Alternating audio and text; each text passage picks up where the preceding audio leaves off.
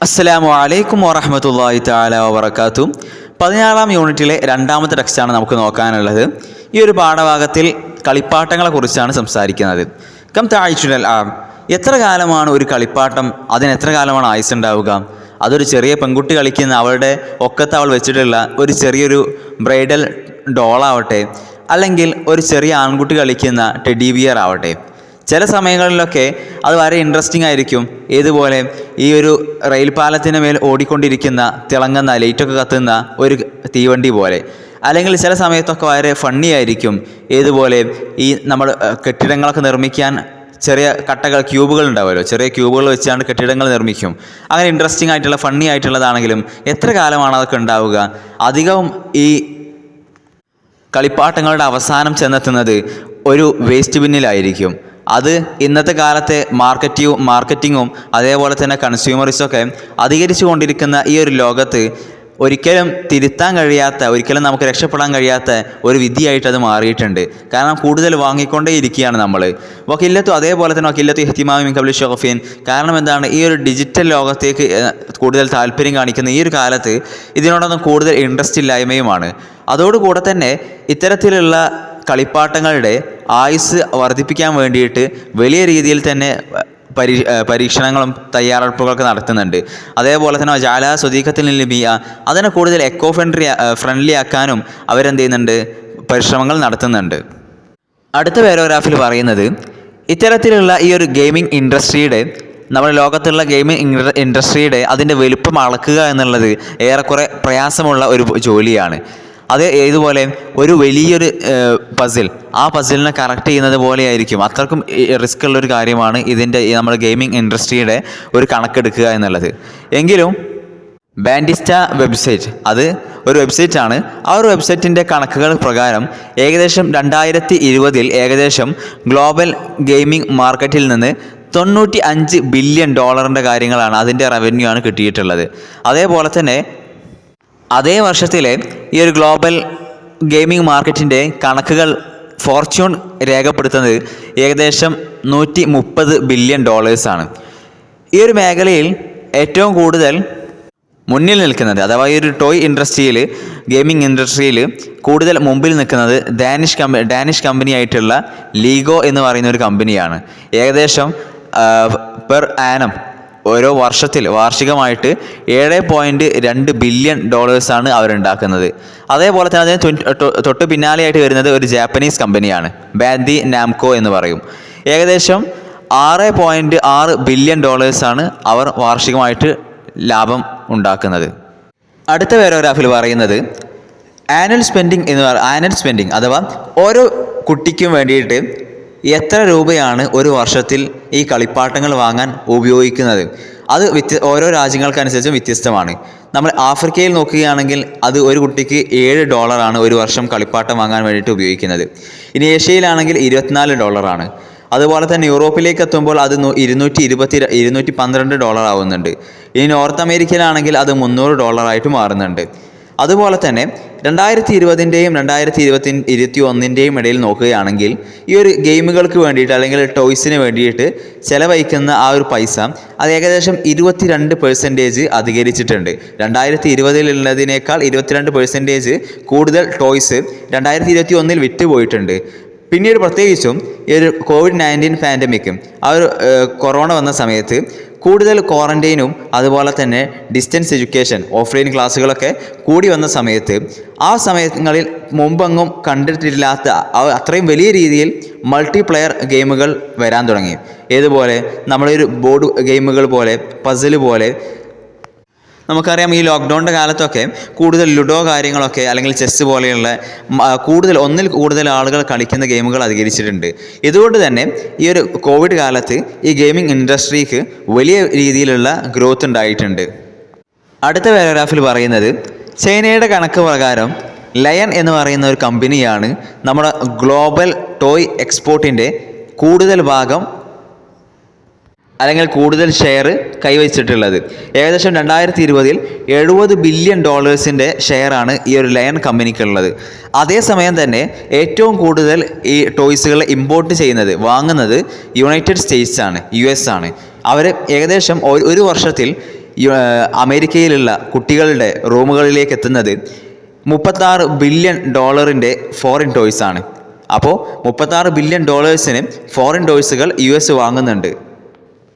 കുറച്ച് ആളുകൾ ഓരോ വർഷവും എത്ര ടോയ്കൾ, എത്ര കളിപ്പാട്ടങ്ങളാണ് ഇങ്ങനെ ആവശ്യമില്ലാതെ വേസ്റ്റാക്കി കളയുന്നത് എന്ന് കണക്കെടുക്കുകയുണ്ടായി. അവർ ഈ ഹൗസ് ഹോൾഡ് സർവേ എന്ന് പറയും. അഥവാ അവരൊക്കെ പോയാണ്ട് അന്വേഷിച്ചാണ്ട് എത്ര ടോയ്കളാണ്, എത്ര കളിപ്പാട്ടങ്ങളാണ് ഓരോ വർഷവും നമ്മൾ വേസ്റ്റിലേക്ക് തള്ളുന്നത് എന്നുള്ള കണക്കുകൾ എടുത്തിട്ടുണ്ട്. ഒരു ബ്രിട്ടീഷ് ചാരിറ്റി ഫൗണ്ടേഷൻ ആയിട്ടുള്ള ഹാർട്ട് എന്ന് പറയുന്ന ഒരു സംഘടന, ആ സംഘടന കണ്ടെത്തിയത് പ്രകാരം ഏകദേശം 20% അഥവാ ഇങ്ങനെ ഒഴിവാക്കപ്പെടുന്ന കളിപ്പാട്ടങ്ങളുടെ 28% വെറും അതിനൊക്കെ എന്താണ്, നല്ല കണ്ടീഷനായിരിക്കെ അത് ഒഴിവാക്കുകയാണ്. അഥവാ ഒരു കുഴപ്പമില്ലാത്ത ടോയ്കളെയാണ് ഇവരൊക്കെ ഒഴിവാക്കുന്നത്. 28% അങ്ങനെയാണ് വരുന്നത്. അതുപോലെ തന്നെ അതേസമയം 47% മാതാപിതാക്കൾ പറയുന്നത് ഏകദേശം ഒരാഴ്ച കളിക്കുമ്പോഴേക്കും ഒരു കളിപ്പാട്ടം ആ കുട്ടിക്ക് മടുത്തു തുടങ്ങിയിട്ടുണ്ട് എന്നുള്ളതാണ്. അപ്പോൾ കുട്ടികൾക്ക് പെട്ടെന്ന് ഈ ടോയ്കളൊക്കെ മടുത്തു തുടങ്ങുകയാണ്.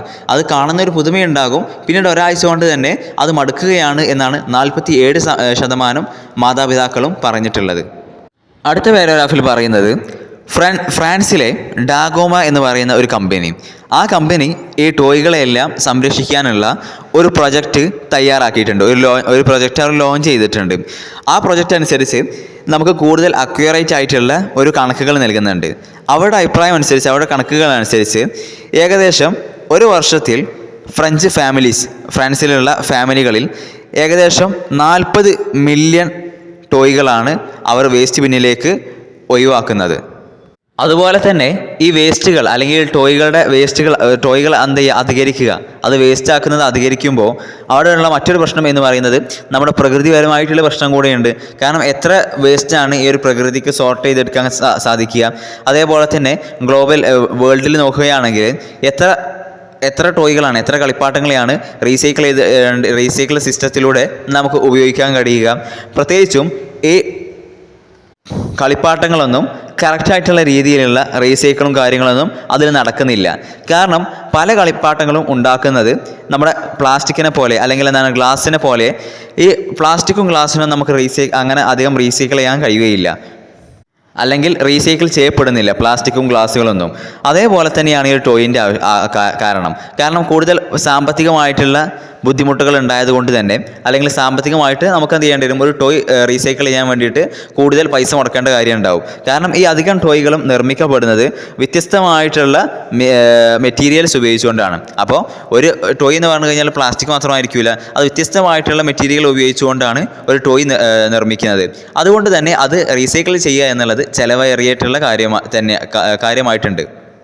അതുകൊണ്ട് തന്നെ ഈ ലോകത്തുള്ള അധിക സ്ഥലങ്ങളിലും അല്ലെങ്കിൽ ഏറെക്കുറെ സ്ഥലങ്ങളിലൊക്കെ ഈ കളിപ്പാട്ടങ്ങളെ റീസൈക്കിൾ ചെയ്യുക എന്നുള്ള ആ ഒരു ട്രഡീഷണൽ റൊട്ടേഷൻ സ്കീമിൽ നിന്ന് ഈ കളിപ്പാട്ടങ്ങൾ പുറത്താണ്. അഥവാ കളിപ്പാട്ടങ്ങളൊന്നും അധികം നമ്മൾ റീസൈക്കിൾ ചെയ്തെടുക്കുന്നില്ല.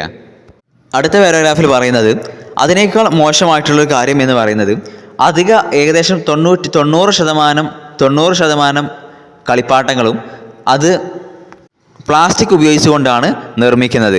അതുപോലെ തന്നെ ഏകദേശം ബർനാമിജുൽ ഉമമുൽ മുത്തഹിദത്തുൽ ബിയ്യ അഥവാ യുണൈറ്റഡ് നേഷൻസ് എൻവിറോൺമെൻറ്റ് പ്രോഗ്രാം എന്ന് പറയും, അതിൻ്റെ കണക്കുകൾ അനുസരിച്ച് ഈ ഒരു ടോയ് ഇൻഡസ്ട്രി കൂടുതലായിട്ട് ഡിപ്പെൻഡ് ചെയ്യുന്നത് ഈ പ്ലാസ്റ്റിക് ഉപയോഗത്തിലാണ്.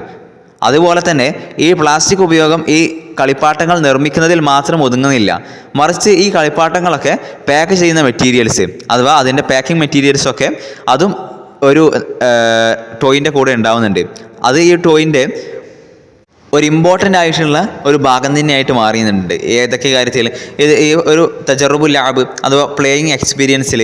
അതേപോലെ തന്നെ ഒരു ഉദാഹരണം പറയുകയാണെങ്കിൽ കബൈദത്ത് കിൻഡർ ജോയ് എന്നൊക്കെ പറയാറില്ലേ, അപ്പോൾ അതിൻ്റെയൊക്കെ ഒരു പാക്കിങ് തന്നെ അതിൻ്റെ ഒരു പ്രധാനപ്പെട്ട ഒരു ഘടകമാണ്. വേറെയും ഒരുപാട് ഉദാഹരണങ്ങളുണ്ട്.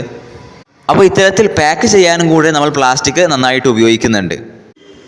അടുത്ത പാരഗ്രാഫിൽ പറയുന്നത് ചില കണക്കുകൾ സൂചിപ്പിക്കുന്നത് $1 മില്യൺ ഈ ഒരു ടോയ് ഇൻഡസ്ട്രിയിൽ നിന്ന് നമുക്ക് ഉണ്ടാക്കണം എന്നുണ്ടെങ്കിൽ ഏകദേശം 40 ടൺ പ്ലാസ്റ്റിക് നമ്മൾ ഉപയോഗിക്കേണ്ടതായിട്ട് വരുന്നുണ്ട്. അഥവാ 1 മില്യൻ്റെ ടോയ് കച്ചവടം, ഈ കളിപ്പാട്ടങ്ങളുടെ കച്ചവടം നടക്കണമെന്നുണ്ടെങ്കിൽ 40 ടൺ പ്ലാസ്റ്റിക് ഉപയോഗിക്കേണ്ടതായിട്ടുണ്ട്. അപ്പോൾ അതനുസരിച്ച് നോക്കുമ്പോൾ ഇന്ന് ലോകത്ത് ഓരോ വർഷവും ഏകദേശം 5 മില്യൺ ടൺ പ്ലാസ്റ്റിക് നമ്മൾ ഉപയോഗിക്കുന്നുണ്ട് ഈ ടോയ് ഇൻഡസ്ട്രിക്ക് വേണ്ടിയിട്ട് മാത്രം. അതിനും പുറമെ ഏറെക്കുറെ ഏകദേശം 80% ടോയ്കളും ഏകദേശം 80% കളിപ്പാട്ടങ്ങളും അത് ഈ ഗാർബേജുകളിൽ അല്ലെങ്കിൽ എന്താണ് ഈ വേസ്റ്റ് കൂനകളിൽ ചെന്നാണ് അവസാനിക്കുന്നത്. അപ്പോൾ ഇത്രയും ശതമാനം നമ്മൾ എന്ത് ചെയ്യുന്നുണ്ട്, ഈ ഒരു പ്ലാസ്റ്റിക് ഉപയോഗിക്കുന്നുണ്ട്. എന്നിട്ടാണെങ്കിലോ ഇതിൻ്റെ അവസാനം എവിടെയാണ്?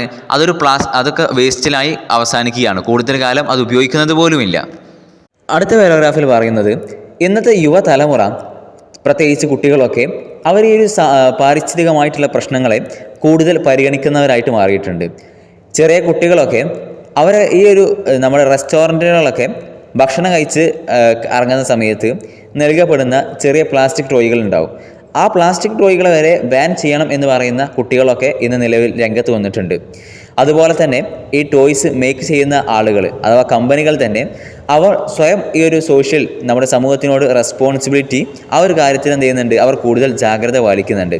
അവർ ഇപ്പോൾ ഈ കാലത്തൊക്കെ കൂടുതൽ കളിപ്പാട്ടങ്ങളൊക്കെ എക്കോ ഫ്രണ്ട്ലി ആയിട്ട് അല്ലെങ്കിൽ എൻവിറോൺമെൻ്റലി നമുക്ക് അക്സെപ്റ്റ് ചെയ്യാൻ കഴിയുന്ന രീതിയിൽ നിർമ്മിക്കുകയും അതേപോലെ തന്നെ ഈ ഒരു കാര്യത്തിൽ ഈ ടോയുടെ കാര്യങ്ങളിലൊക്കെ ഒരു കോൺഷ്യസ് ബിഹേവിയറിനെ പ്രൊമോട്ട് ചെയ്യുകയും ചെയ്യുന്നുണ്ട്. അവസാനത്തെ പാരഗ്രാഫിൽ പറയുന്നത്, ഇതിലെ ഏറ്റവും വലിയ റെസ്പോൺസിബിലിറ്റി ഉള്ളത് നമ്മുടെ ഓരോ കുട്ടികളുടെയും പാരൻസിനാണ്, രക്ഷിതാക്കൾക്കാണ്. കാരണം അവർ ഈ കുട്ടികൾക്ക് വാങ്ങിക്കൊടുക്കുന്ന സമയത്ത് അവർ നിർബന്ധമായിട്ടും ഈ കുട്ടികളുടെ ഇമോഷണൽ ഡെവലപ്മെൻറ്റ് ഹെൽത്തി ആയിട്ടുള്ള കുട്ടികളുടെ ഇമോഷണൽ ഡെവലപ്മെൻറ്റ് അതിൻ്റെയും അതേപോലെ തന്നെ അവർ വളർന്നുകൊണ്ടിരിക്കുന്ന ഈ ഒരു ഭൂമിയുടെയും കാര്യം ബാലൻസ് ചെയ്യണം. അഥവാ കുട്ടികൾക്ക് ടോയ്സ് വാങ്ങിക്കൊടുക്കണ്ട എന്നല്ല, കുട്ടികൾക്ക് ടോയ്സ് വാങ്ങിക്കൊടുക്കണം. അതുപോലെ തന്നെ അതിനോട് കൂടെ തന്നെ ഈ അവർ വളർന്നു വരുന്ന ഈ ഒരു ഭൂമിയുടെ കാര്യം കൂടെ അവർ പരിഗണിക്കേണ്ടതുണ്ട്. അപ്പോൾ അത് രണ്ടും ബാലൻസ് ചെയ്ത് കൊണ്ടുപോകാൻ പാരൻസിന് കഴിയണം. അതുപോലെ തന്നെ അവർ കുട്ടികളിൽ എന്ത് ചെയ്യാൻ പാടില്ല, ഈ ഉപഭോക്തൃ സംസ്കാരം അഥവാ കൂടുതൽ ഇങ്ങനെ കൺസ്യൂം ചെയ്യുക, വാങ്ങിക്കൂട്ടുക, ആ ഒരു സംസ്കാരം കുട്ടികളിൽ ഒരിക്കലും ഉണ്ടാക്കാൻ പാടില്ല.